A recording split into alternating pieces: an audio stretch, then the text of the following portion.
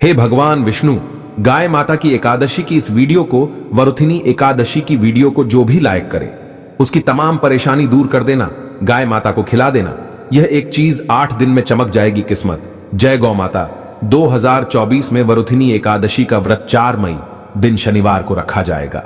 हिंदू पंचांग के अनुसार 3 मई 2024 दिन शुक्रवार रात्रि 11:24 पर वैशाख माह के कृष्ण पक्ष की एकादशी तिथि की शुरुआत होगी। ऐसे में गाय को यह चीज जरूर खिलाएं। अमीर गरीब सब खिलाते हैं गाय को यह चीज। दोस्तों, गाय की सेवा करने से, गाय को रोटी खिलाने से क्या फल मिलता है? गाय के किस अंग को स्पर्श करने से रोग नष्ट होते हैं? गाय को नमस्कार करने से क्या फल मिलता है? इसके मनुष्य को कितने फायदे मिलते हैं? आज इस प्राचीन महान कथा के माध्यम से हम आपको बताते हैं। तो चलिए बिना देरी किए आपको सुनाते हैं गौ माता की यह महान कथा। दोस्तों, एक बार देवर्षि नारद भगवान श्री कृष्ण से मिलने के लिए द्वारका नगरी में पधारते हैं। भगवान श्री कृष्ण के पास आकर नारद जी उन्हें प्रणाम करते हैं। देवर्षि नारद को देखकर भगवान श्री कृष्ण प्रसन्न हो जाते हैं और पूछने लगते हैं, हे देवर्षि, आपका द्वारका में स्वागत है। आज किस प्रयोजन से द्वारका में आने का आपने निर्णय लिया? देवर्षि नारद हर्ष के साथ कहने लगते हैं, हे प्रभु, आप तो सब कुछ जानते हैं, फिर भी इस दास से पूछ रहे हैं। भला आपसे कोई बात छिपी हुई है? मेरे मन में क्या प्रश्न है आपको भली भांति पता है। भगवान श्री कृष्ण कहते हैं, हे देवर्षि, मैं आपकी द्विधा को जानता हूं और यह भी जानता हूं कि आप समस्त मनुष्य जाति के कल्याण के लिए ही आज यहां पर पधारे हैं। आप निसंकोच होकर पूछें, आपके मन में जो भी प्रश्न हो। फिर देवर्षि कहने लगते हैं, हे प्रभु, यदि आप चाहते हैं तो मैं आपसे एक प्रश्न पूछने की चेष्टा करता हूं। प्रभु, मैं आज पृथ्वी लोक का भ्रमण कर रहा था तो मैंने बड़ा ही विचित्र दृश्य देखा। मैंने देखा कि कुछ दुष्ट मनुष्य गायों को मार रहे थे, वहीं दूसरी ओर कुछ मनुष्य गायों की पूजा भी कर रहे थे। तो प्रभु, यह दृश्य देखकर मुझे बड़ी व्यथा हुई। मनुष्य खुद के स्वार्थ के लिए निष्पाप पशुओं पर अत्याचार क्यों करता है? हे प्रभु, मेरे मन में यह जानने की जिज्ञासा हो रही है कि जो मनुष्य गाय की सेवा करता है, उसकी पूजा करता है, उसे क्या फल मिलता है, और जो पापी गायों पर अत्याचार करता है उन्हें कौन सा दंड मिलता है? इस प्रकार से नारद जी द्वारा पूछे जाने पर भगवान श्री कृष्ण मुस्कुराते हुए कहने लगते हैं, हे देवर्षि, आपने बहुत ही उत्तम प्रश्न किया है। जो गायों को कष्ट देता है उसे तो उसके पाप कर्मों के लिए नरक में दंड अवश्य मिलता है, किंतु जो गायों की सेवा करता है उन्हें उत्तम लोकों की प्राप्ति होती है। गायों की सेवा करने से पृथ्वी लोक पर और परलोक में मनुष्य को कौन सा फल मिलता है, मैं आपको इस कथा के माध्यम से समझाता हूं। हे देवर्षि, आप इस कथा को ध्यान से पूरा जरूर सुने। इस कथा को जो भी मनुष्य सुनता है और इसका प्रचार करता है, उसके समस्त पाप नष्ट हो जाते हैं, उसे धन धान्य की प्राप्ति होती है और मृत्यु के बाद वह मेरे धाम गोलोक में जाता है। देवर्षि कहने लगते हैं, हे प्रभु, यह मेरे सौभाग्य है कि आपके मुख से मुझे यह कथा सुनने को मिल रही है। मैं इस कथा को ध्यान से पूरा सुनूंगा और इसका प्रचार मनुष्यों में करूंगा। भगवान श्री कृष्ण कहते हैं, हे देवर्षि, प्राचीन काल की बात है। पृथ्वीलोक पर वैवस्वत मनु के वंश में एक दिलीप नाम के राजा हो गए हैं। महाराज दिलीप धर्म का पालन करने वाले, गुणवान, चरित्रवान तथा महापराक्रमी थे। उन्होंने धर्म पूर्वक पृथ्वी का पालन किया और अपनी प्रजा को सदैव ही प्रसन्न रखा। उनकी प्रजा सदैव उनसे संतुष्ट रहती थी। मगध देश की राजकुमारी सुदक्षिणा महाराज दिलीप की पत्नी थी। महाराज दिलीप और महारानी सुदक्षिणा बड़ी ही प्रसन्नता से रहने लगे थे, किंतु अनेक वर्ष बीत जाने के बाद भी महारानी के गर्भ से कोई संतान नहीं हुई। तब महाराज दिलीप एकांत में बैठकर सोचने लगे कि मैंने कभी कोई पाप नहीं किया है और मैंने सदैव ही धर्म के मार्ग पर चलकर ही सभी कार्य किए हैं, फिर भी मेरे किस दोष के कारण मुझे संतान प्राप्ति नहीं हो रही है। इतना सोचकर वे बहुत चिंतित हो गए। फिर उनके मन में एक विचार आया कि इस समस्या का समाधान केवल गुरु वशिष्ठ जी ही कर सकते हैं। वे ही मुझे मेरे दोष के बारे में बताएंगे और पुत्र प्राप्ति के लिए कोई उपाय बताएंगे। इतना सोचकर महाराज दिलीप अपनी पत्नी के साथ गुरु वशिष्ठ जी के आश्रम पर पहुंच गए। आश्रम पर वशिष्ठ जी नित्य कर्म, ध्यान आदि कार्य समाप्त करके अपनी पत्नी अरुंधति के साथ बैठे हुए थे। उसी समय महाराज दिलीप रानी के साथ उनके पास जाते हैं और उनका दर्शन करते हैं। वशिष्ठ जी ने महाराज दिलीप का स्वागत किया और उनकी पत्नी अरुंधति ने महारानी का स्वागत किया और उनका कुशल मंगल पूछते हुए उन्हें आशीर्वाद दिया। वशिष्ठ जी महाराज दिलीप से कहने लगे, हे राजन, सब कुशल मंगल तो है ना? आप और महारानी का आज अचानक वन में मेरी कुटियाओं में पधारने का क्या प्रयोजन है? किस कारण से एक महान सम्राट को अपना राजपाट छोड़कर इस वन में आना पड़ा? इक्ष्वाकु कुल के सभी राजा महाराज पुत्र उत्पन्न करके उन्हें अपना राज्य सौंपकर तपस्या करने के लिए वन में आते हैं, किंतु आप अभी भी जवान हैं। आपने अभी अभी राज्य का कार्यभार संभाला है, आपने अभी तक पुत्र भी उत्पन्न नहीं किया है, फिर आप ऐसे अपना राजपाट छोड़कर वन में क्यों चले आ गए? ये आप जैसे महान सम्राट को शोभा नहीं देता है। फिर महाराज दिलीप कहते हैं, हे महर्षि, मैं आपके यहां पर तपस्या करने के लिए नहीं आया हूं। गुरुदेव, मैं आपके पास सहायता मांगने के उद्देश्य से आया हूं। कृपया आप मेरी सहायता कीजिए, मैं बहुत दुख में हूं। फिर महर्षि अगस्त्य कहते हैं, हे राजन, आपके जैसे महान सम्राट को भला किस बात की सहायता चाहिए? आप तो स्वयं सभी की रक्षा एवं सहायता करने में सक्षम हैं। महाराज दिलीप कहते हैं, हे गुरुदेव, मैं आपके पास यह जानने के लिए आया हूं कि किस दोष के कारण मुझे अभी तक पुत्र की प्राप्ति नहीं हुई है। कृपया आप अपनी दिव्य शक्ति से जानकर मुझे मेरा दोष बताइए और उस दोष के निवारण के लिए उपाय भी अवश्य बताइए। पुत्र के बिना मेरा जीवन व्यर्थ हो जाएगा, मुझे मुक्ति नहीं मिलेगी। तब महर्षि अगस्त्य कहते हैं, हे राजन, ये तो आश्चर्य की बात है, मैं अवश्य आपकी सहायता करूंगा। फिर महर्षि अगस्त्य अपनी दिव्य दृष्टि से महाराज के भूतकाल को देखने लगते हैं, तो उन्हें राजा की एक भूल के बारे में पता चलता है। महर्षि अगस्त्य महाराज से कहते हैं, हे राजन, आपसे एक बड़ी भूल हुई है जिसका आपको ज्ञान नहीं है। जब आप इंद्रलोक में देवराज से मिलकर लौट रहे थे, तभी मार्ग में एक कल्प वृक्ष के नीचे खड़ी गाय और उसके बछड़े को आपने दुर्लक्ष्य कर दिया था। वह गाय और उसका बछड़ा अत्यंत भूखे और कष्ट में थे। आपने उस कामधेनु गाय को ना भोजन कराया और ना ही उसे नमस्कार किया। उस गाय ने आपसे सहायता भी मांगी, किंतु आप अपनी प्रसन्नता में खोए हुए थे और आपको उस गाय की पुकार भी सुनाई नहीं दी। आपकी कृतज्ञता को देखकर वह गाय अत्यंत दुखी हुई और उसने आपको श्राप दे दिया है। हे राजन, जो मनुष्य गाय को कष्ट में देखकर उसकी सहायता नहीं करता, भूखी गौ माता को भोजन नहीं कराता, उसे तो महापाप लगता है और उसी गाय के श्राप के कारण आपकी कोई संतान नहीं है। इस प्रकार से महर्षि अगस्त्य ने महाराज दिलीप को उनके दोष के बारे में बता दिया, जिसे सुनकर महाराज बहुत दुखी हुए और पश्चाताप करते हुए कहने लगे, हाय, ये मैंने क्या कर दिया? मुझ पर धिक्कार है।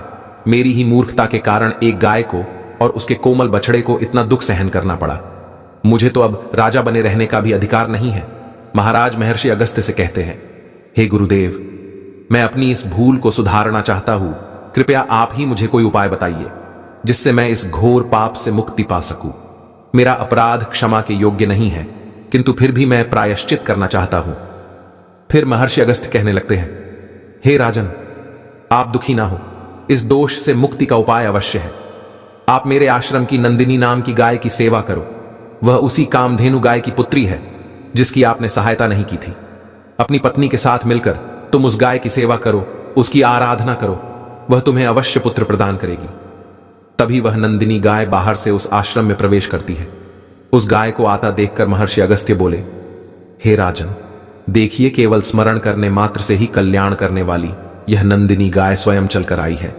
आप भाग्यशाली हैं, यह गाय निश्चित ही आपके दुख दूर करेगी। आप वन में इस नंदिनी गाय के पीछे पीछे चलकर इसकी सेवा करो, जंगल में रहने वाले हिंस्र पशुओं से इसकी रक्षा करो और आश्रम में लौट आने पर रानी सुदक्षिणा इस गाय की सेवा करे। इससे प्रसन्न होकर यह गाय तुम्हें निश्चित ही पुत्र प्रदान करेगी। फिर महाराज दिलीप ने ऐसा ही करने का वचन दिया और फिर दूसरे दिन सुबह महारानी ने गाय की पूजा की और महाराज उस गाय को चराने के लिए वन में लेकर गए। जब वह गाय चलने लगती तो महाराज उसके पीछे पीछे चलते, इधर उधर से हरी हरी घास लाकर उस गाय को खिलाने लगते। जब वह गाय किसी वृक्ष के नीचे बैठती तो महाराज भी उसके साथ बैठकर विश्राम करते। महाराज उस गाय के शरीर से डांस और मच्छरों को हटाते और अपने हाथों से उसके मस्तक को सहलाते। इस प्रकार से महाराज उस गाय की सेवा में लगे रहे। जब शाम हुई तो महाराज उस गाय के साथ आश्रम में लौट आए। आश्रम में पहुंचते ही उस गाय ने अपने खुरों से महाराज पर धूल उड़ाई, जिससे महाराज का शरीर पवित्र हो गया और उसके सभी पाप नष्ट हो गए।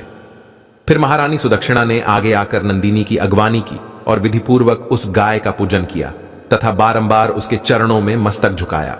फिर उस गाय की प्रदक्षिणा करके हाथ जोड़कर वह उसके आगे खड़ी हो गई। फिर उस गाय ने उस रानी की पूजा को स्वीकार किया और रानी पर अपनी दृष्टि डालकर उसके सभी दोष समाप्त कर दिए। गाय की दृष्टि पड़ते ही रानी अत्यंत पवित्र हो गई। इस प्रकार से महाराज दिलीप को उस नंदिनी गाय की सेवा करते हुए 20 दिन बीत गए। फिर 21वें दिन महाराज जब गाय को लेकर वन चले गए तो वह गाय चरते चरते हिमालय पर्वत पर चली गई और महाराज भी उसके पीछे पीछे चले गए। वहां उस पर्वत पर खड़े होकर महाराज उस हिमालय पर्वत की सुंदरता को निहार रहे थे। इतने में ही एक शेर ने आकर उस नंदिनी गाय को बलपूर्वक दबोच लिया। राजा को उस शेर के आने की आहट तक नहीं हुई। उस शेर के चंगुल में फंसी नंदिनी ने दयनीय स्वर से बड़े जोर से चीत्कार किया, हे महाराज मेरी रक्षा करो, हे महाराज मेरी रक्षा करो। जैसे ही महाराज ने उस गाय की पुकार सुनी तो उन्होंने देखा कि एक भयंकर शेर ने उस गाय को दबोच लिया है और उस गाय की आंखों से आंसुओं की धारा बह रही है, जिसे देखकर महाराज व्यथित हो उठे और उन्होंने तुरंत ही अपना बाण निकाला और धनुष की डोरी पर रखा और उस शेर को मारने के लिए प्रत्यंचा खींची। उसी समय उस शेर ने महाराज की तरफ देखा। उस शेर की दृष्टि पड़ते ही महाराज का शरीर स्तब्ध हो गया, उनकी शक्ति क्षीण हो गई, उनका सारा बल नष्ट हो गया। अब उनके अंदर उस बाण को छोड़ने की भी शक्ति नहीं रही। फिर वह शेर उस महाराज से बोलने लगा, हे राजन, मेरे ऊपर प्रहार करना तुम्हारे बस की बात नहीं है, क्योंकि भगवान शिव मेरी ही पीठ पर पैर रखकर नंदी पर बैठते हैं। इसीलिए तुम मुझे मारने की चेष्टा मत करो और यहां से लौट जाओ। विधाता ने इस गाय को आज मेरा ग्रास नियुक्त किया है, इसीलिए तुम इसमें दखल मत दो। मैं जानता हूं तुम सूर्य वंश में जन्मे हुए राजा दिलीप हो। इस हिमालय पर्वत पर भगवान शिव की बड़ी माया फैली हुई है, इसीलिए तुम तुरंत ही यहां से निकल जाओ। फिर महाराज बोलने लगे, हे मृगराज, कृपया आप इस गाय को ना मारे। यह महर्षि वशिष्ठ जी की संपूर्ण मनोरथों को पूर्ण करने वाली नंदिनी गाय है। इसकी हत्या करने पर तुम्हें महापाप लगेगा। गुरुदेव ने मुझे इस गाय की रक्षा और सेवा करने का आदेश दिया है। इस गाय का एक बछड़ा भी है जो घर पर इसकी राह देख रहा है। मैं इस गाय को मरने के लिए छोड़कर नहीं जा सकता। तुम भगवान शिव के सेवक हो, इसीलिए तुम्हारे हाथ से इस गाय को छुड़ाना मेरे लिए असंभव है। इसीलिए हे मृगराज, मेरी आपसे विनती है कि आप इस गाय को जीवन दान दो। इस गाय के बदले में मैं तुम्हें अपना शरीर समर्पित करता हूं, जिससे तुम्हारी भूख भी शांत हो जाएगी और इस गाय की रक्षा भी हो जाएगी और मेरे वचन का पालन भी हो जाएगा। साथ ही गौ रक्षा के लिए प्राण त्यागने से मुझे उत्तम गति की प्राप्ति होगी। इतना कहकर महाराज उस शेर के सामने हाथ जोड़कर बैठ गए और आंखें बंद की। फिर अचानक से उस राजा के कानों में स्वर पड़े, बेटा उठो, मैं तुम्हारी सेवा से अत्यंत प्रसन्न हूं। यह सुनकर महाराज उठ खड़े हुए और उन्होंने अपने सामने उस गाय को देखा और वह शेर कहीं दिखाई नहीं दे रहा था। तब वह नंदिनी गाय राजा दिलीप से कहने लगी, हे राजन, मैंने ही अपनी माया से शेर का रूप धारण करके तुम्हारी परीक्षा ली है। यमराज भी मुझे पकड़ने का विचार नहीं कर सकते। मेरी रक्षा के लिए तुम अपने प्राण देने के लिए तैयार थे, इसीलिए मैं तुम पर बहुत प्रसन्न हूं। अब तुम मुझे वरदान मांगो, जो तुम्हारी मनोकामना है वह कहो, मैं अवश्य पूर्ण करूंगी। महाराज दिलीप कहते हैं, हे गौ माता, मेरे मन में जो इच्छा है आप वह अवश्य जानती होंगी। कृपया मुझे पुत्र प्रदान कीजिए, मेरी यही कामना है। फिर उस नंदिनी गाय ने कहा, हे बेटा, तुम पत्ते के द्रोण में मेरा दूध लेकर उसका पान करो, इससे तुम्हें अत्यंत बुद्धिमान और गुणवान पुत्र की प्राप्ति होगी। महाराज दिलीप कहने लगे, हे माता, इस समय पर मैं आपके मधुर वचन सुनकर ही तृप्त हो चुका हूं। अब आप मेरे साथ आश्रम पर चलिए और मैं आपकी पूजा आराधना करके तथा मेरे अनुष्ठान को पूरा करके आपके अमृत समान दूध का पान करता हूं। उसके बाद महाराज दिलीप उस गाय को लेकर आश्रम चले गए। आश्रम में पहुंचने पर महारानी सुदक्षिणा ने आगे आकर उस गाय का पूजन किया। तब उस गाय ने कहा, हे महारानी, आप मेरी पीठ को स्पर्श करें, इससे आपको अत्यंत गुणवान, बलवान और विद्वान पुत्र की प्राप्ति होगी। फिर महारानी ने गाय की पीठ को स्पर्श किया। महाराज और महारानी ने उस गाय की विधिवत पूजा आराधना की और उनके अमृत के समान दूध को प्रसाद समझकर ग्रहण किया। उन दोनों की प्रसन्नता देखकर महर्षि वशिष्ठ कहने लगे, हे राजन, अब यह गाय तुम दोनों पर प्रसन्न है, तुम्हारी मनोकामना अवश्य पूर्ण होगी। जो भी मनुष्य गाय की सेवा करता है, उसे भोजन कराता है, उसकी प्रदक्षिणा करता है, उसके सभी मनोरथ सफल होते हैं। जो भी गाय की रक्षा करता है, उसकी कभी दुर्गति नहीं होती है। मृत्यु के बाद वह गोलोक में जाता है और भगवान श्री कृष्ण के साक्षात दर्शन करने का सौभाग्य उसे प्राप्त होता है। जो श्रद्धा पूर्वक गाय का दूध पीता है, वह सभी रोगों से दूर रहता है। जो गाय की पीठ पर जो कुबड़ होता है, उसे स्पर्श कर लेता है, उसके सभी दोष और पाप नष्ट हो जाते हैं। जो गाय का दान करता है वह वैतरणी नदी को गाय की पूंछ पकड़कर पार कर लेता है। जो स्त्री रोज गाय को रोटी खिलाती है वह सौभाग्यशाली बन जाती है। गाय समस्त पापों का नाश करने वाली और सभी मनोरथों को पूर्ण करने वाली है। अतः सदैव इसका रक्षण, पूजन तथा इसे भोजन कराना चाहिए। इतना करने से ही मनुष्य सभी ऐश्वर्यों को प्राप्त कर लेता है, उसकी दरिद्रता समाप्त हो जाती है। फिर भगवान श्री कृष्ण कहते हैं, हे देवर्षि, इस प्रकार से महाराज दिलीप द्वारा गाय की सेवा करने से उन्हें एक पुत्र की प्राप्ति हुई, जिसका नाम रघु रखा गया, जिसके नाम से इस पृथ्वी पर सूर्य वंश की ख्याति हुई और बाद में उसका वंश रघुवंश नाम से प्रसिद्ध हुआ। तो दोस्तों, आप भी नित्य गाय की सेवा करें, रोज गाय को रोटी खिलाएं, गाय की रक्षा करें। आपको यह कथा कैसी लगी कमेंट करके जरूर। पूरा वीडियो देखना बहुत ही महत्वपूर्ण वीडियो है, आपके लिए लाभकारी वीडियो है क्या दोस्तों। वीडियो का सबसे पहले तो आपसे रिक्वेस्ट करते हैं, भगवान विष्णु जी और माता लक्ष्मी के सच्चे भक्त वीडियो को लाइक कर देना और सच्चे दिल से कमेंट बॉक्स में जय श्री विष्णु, जय महालक्ष्मी, जय गौ माता जरूर लिख देना, जैसे आपकी समस्त मनोकामनाएं पूर्ण हो जाएं। और ज्यादा से ज्यादा वीडियो को अपने दोस्तों में शेयर जरूर करना। चलिए शुरू करते हैं। कौन कौन से गाय से जुड़े उपाय। दोस्तों, सनातन परंपरा में गाय गंगा और गया तरी का बहुत ज्यादा धार्मिक महत्व है। मान्यता है कि माता के पर 33 कोटि देवी देवताओं का वास होता गौ माता की सेवा एवं पूजा करने वाले जातक पर इन सभी देवी देवताओं की कृपा बरसती है। गौ सेवा से न सिर्फ इस जन्म के बल्कि पूर्व जन्म के भी दोष दूर हो जाते हैं। प्रत्येक सुबह जब आपके घर में भोजन बना प्रारंभ हो तो सबसे पहले बनाई गई रोटी को आप गौ माता के नाम से निकाल दें और भोजन करने से पूर्व गौ माता को इस रोटी को खिलाएं। यदि संभव तो काली गाय को खिलाएं, यदि काली गाय न मिले तो सफेद गाय को भी हिला सकते हैं।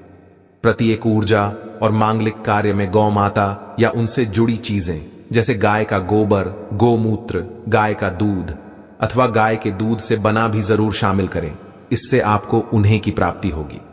सनातन परंपरा के अनुसार जिस घर में गाय होती है उस घर से जुड़े सभी वास्तु दोष हो जाते हैं। किसी भी पूजा में गाय से हासिल 5 मई युक्त प्रथा का उपयोग जरूर शामिल करें, क्योंकि पंचम के बिना कोई भी पूजा पाठ और हवन सफल नहीं होता। जहां दोस्तों व कृपा पाने के लिए प्रतिदिन, सप्ताह अथवा महीने में परिवार समेत एक बार गौशाला जाने का नियम जरूर बनाएं और वहां गायों को हरा जरूर खेल। इससे आपको शुभ फलों की प्राप्ति और साथ ही साथ गौ सेवा और ऊर्जा से 9 ग्रह शांत हो जाते हैं और इनसे जुड़े दोषों का निदान हो जाता है। गर्मियों में गौ माताओं को पानी पिलाएं और सदी में गौ माता को गुड़ जरूर खिलाएं। ध्यान रख कि गर्मियों में गाय को गुड़ खिलाएं। अनेक देवी देवताओं को अपने शरीर पर धारण करने वाली गौ माता से जुड़े कई शुभ और अशुभ संकेत भी होते हैं। मसलन गाय का दूध दुहते समय यदि गाय ठोकर मार दें और सारा दूध बिखर जाए तो अब शगुन होता है। यदि कोई निकल रहा हो और गाय अपने बछड़े को दूध पिलाती शाम में आ जाए तो निश्चित रूप से जिस यात्रा के लिए आप निकले हैं वह यात्रा आपके लिए जरूर ही सफल होगी और वह काम जिसके लिए आप निकले हैं वह जरूर ही होगा। यात्रा पर जाते समय बाएं ओर गए हैं कि आना और रात्रि में गाय की हुंकार करना भी शुभ होता है। दोस्तों, साथ ही साथ गाय के साथ आप भूल कर भी यह काम न करें, अन्यथा मिलता है घोर पाप और जीवन भर की परेशानियां। जी हां दोस्तों, गाय को राष्ट्रीय पशु बनाए जाने और इन्हें मौलिक अधिकार दिए जाने की बात है। तो सवाल उठता है कि गाय जब भारतीय संस्कृति का अहम हिस्सा है तभी गाय के साथ लोग खराब व्यवहार कैसे करें। लेते हैं गाय दर दर, भटकती रहती है, हर पर इन्हें चारा तक लोग नहीं देते। का जब तक दूध देती रहती है तो उनकी सेवा होती है और जैसे ही दूध देना बंद कर देती है तो लोग इन्हें उनकी किस्मत पर छोड़ देते हैं, सड़कों पर और गलियों में भटकने के लिए। ऐसे में गोवंशी जीवों को कोई डंडे से मारता है तो कोई उन पर पानी डाल देता है। कभी वाहनों से इन्हें ठोकर लग जाती है तो बीमार होकर बेचारी गाय दम तोड़ देती है। ऐसे में जरूरत है इन बातों को कि गाय को लेकर शास्त्रों में क्या कहा गया है, गाय के साथ आपको कैसा व्यवहार करना चाहिए। क्या आप दोस्तों, गाय को कभी भी मारना पीटना नहीं चाहिए। शास्त्रों में गाय को माता का दर्जा दिया गया है। गाय को मारने पीटने वाला माता को मारने पीटने वाले के समान पाप का भागी माना जाता है। ऐसे घरों को नरक लोक में वर्षों तक कष्ट भोगना पड़ता है, अगले जन्म में मिलता है तथा है कि गौतम मुनि ने गलती से गाय को डंडा मार दिया, जिससे गाय की मृत्यु हो गई थी, और इस पाप से मुक्ति के लिए इन्हें वर्षों तक तपस्या करनी पड़ी। भगवान श्री कृष्णा जी ने स्वरूप में आए वृत्तासुर का वध कर दिया था, जिससे मुट्ठी के यह भगवान श्री कृष्णा को संपूर्ण तीर्थों को एक झुंड में बुलाना पड़ा, और इस कुंड में स्नान से वह मुक्त हो गए थे। साथ ही साथ जो लोग पानी पी रहे को भगाते हैं, वे घोर पाप के भागी बनकर न भोगते हैं, ऐसा पुराणों में बताया गया है। जबकि जो लोग गाय के लिए या और चारागृह बनवाते हैं, वह मां होते हैं। ऐसे लोग घोर पाप से मुक्त होकर स्वर्ग पाए जाते हैं और बड़े ही धनवान कुंड में जन्म लेकर सुख भोगते हैं, और साथ ही साथ आराम कर रही गाय को कष्ट देकर कभी भी उठाना नहीं चाहिए। कहते हैं कि जिस स्थान पर गाय बैठी है, वहां से नकारात्मक ऊर्जा समाप्त हो जाती है। गाय के बैठने की जगह को जो लोग नियमित साफ रखते हैं, वे पूर्व जन्म में किए गए जाने अनजाने में पापों से मुक्ति हो जाते हैं और गोलोक में स्थान पाते हैं। गाय को डंडा मारकर उठाना, पानी डालकर उठाने से मनुष्य पाप का भागी है और अगले जन्म में उसे दर दर भटकना पड़ता है। और साथ ही साथ शास्त्रों में बताया गया है कि गाय का दूध उसके बछड़े के लिए होता है। गाय के बछड़े से हुआ दूध ही मनुष्य को लेना चाहिए, परंतु कुछ लोग एक बार गाय को दो लेने के बाद फिर से बछड़े के लिए हुआ दूध भी हो लेते हैं। ऐसा करना घोर पाप कहा जाता है। ऐसे दूध को दो हारने वाला और ग्रहण करने वाला दोनों ही पाप के भागी बन जाते हैं। दोस्तों, साथ ही साथ शास्त्रों में कहा गया है कि गोवंश यानी गाय और बैल के नहीं बैठना चाहिए। इनके एक पर बैठने से महापाप लगता है। ऐसे लोगों की यातना भोगनी पड़ती है। एकमात्र महादेव के अंश से उत्पन्न नंदी ही गौवंश ही है, जिस पर महादेव और महादेवी सवारी करती है, क्योंकि नंदी ने स्वयं अपनी इच्छा से महादेवी की सवारी बनना स्वीकार किया था। और साथ ही साथ शास्त्रों में गाय के दान को बहुत ही महत्व दिया गया है, परंतु ऐसी गाय का दान कभी नहीं करना चाहिए जो बूढ़े और बीमार हो। कठोपनिषद में नचिकेता की कथा भी इस गर्भ में है कि जिस नचिकेता ने पिता द्वारा बूढ़ी गाय को दान करने पर आपत्ति जताई थी, दूध देने वाली और बछड़े सहित जो लोग गाय का दान करते हैं, महान पुण्य को हासिल करके स्वर्ग में स्थान पाते हैं। दोस्तों, साथ ही साथ सूर्य चंद्र मंगल शुक्र की युति राहों से हो तो पितृ दोष होता है। यह भी मान है कि सूर्य का संबंध पिता से एवं मंगल का संबंध रक्त से होने के कारण सूर्य यदि शनि राहु या केतु के साथ स्थित हो या दृष्टि संबंधी हो तथा मंगल की युति राहु या केतु से हो तो पितृ दोष होता है। इस दोष से जीवन संघर्षमय बन जाता है। यदि पितृ दोष हो तो गाय को प्रतिदिन या किसी भी एकादशी, कोई किसी पूर्णिमा के दिन या अमावस्या को रोटी गुड़ चारा आदि खिलाने से पितृदोष समाप्त हो जाता है। साथ ही साथ देसी गाय की पीठ पर जो खुद को बड़ा होता है वह बृहस्पति गुरु है। 8 जन्मपत्री में यदि बृहस्पति नीच राशि मकर में वो सफल होगी। और साथ ही साथ यह संकेत भी जाने, यदि आप यात्रा पर जा रहे हैं और सामने आपके गाय पर जाएं अथवा अपने बछड़े को दूध पिलाती हुई सामने गाय दिखाई दे जाए तो समझ जाना कि वह यात्रा आपके लिए जरूर ही सफल होंगी। और साथ ही साथ घर में गाय होती है, उसमें वास्तु दोष स्वतः ही समाप्त हो जाता है। और साथ ही साथ आपको बता दें कि गाय को आप जो भी रोटी बनाएं, प्रतिदिन ताजी रोटी ही बनाएगा। को अगर आपने रोटी बनाई है तो कोशिश करें कि उस रोटी को आप तुरंत ही गाय को दे दें। अगर आप उस रोटी को रख देंगे और उस रोटी को अगले रोटी मानी जाएगी। गाय को कभी भी बासी रोटी न दें, इससे घर में नकारात्मक ऊर्जा वास करती है और जो भी कार्य आपके बनने वाले होंगे वह कार्य भी आपके बिल्कुल भी नहीं बनेगी। इससे आपके घर में हमेशा दरिद्रता आवास रहेगा और आप जिस भी कार्य को करेंगे उस कार्य में आपको हमेशा असफलता ही हाथ लगेगी। इसलिए को कोशिश करें गाय को रोजाना ताजी रोटी बनाकर खिलाएं और रोटी को बिल्कुल न रखें। बासी रोटी गाय को न दें और साथ ही साथ सदी की गाय को नहीं खिलानी चाहिए कि घर में कोई फल है, कोई सब्जी है। सर जाए तो लोग क्या करते हैं, गाय को खिला देते हैं। नहीं, ऐसा नहीं करना चाहिए। ऐसा करने से यदि आप गाय को खिलाते हैं तो और पाप के भागी बन जाते हैं। आप बिल्कुल भी सड़ी गली चीजें गाय को ना खिलाएं और साथ आटे की लोइयां बनाकर उनके ऊपर हल्दी लगाएं। इसके बाद आप उन 11 दोषियों को एक एक करके को खिलाएं। प्रत्येक लोई को खिलाते समय गाय के सींग हो पर हाथ फेरें, पीठ पर हाथ फेरा, मस्तक पर हाथ फेरा। माता कहा कि आप चरण के स्पर्श करें।